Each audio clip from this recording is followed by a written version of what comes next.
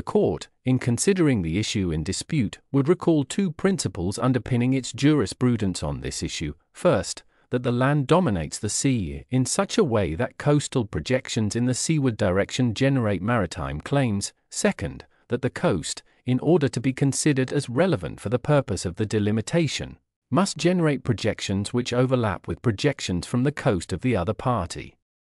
Consequently, the submarine extension of any part of the coast of one party which, because of its geographic situation, cannot overlap with the extension of the coast of the other, is to be excluded from further consideration by the court.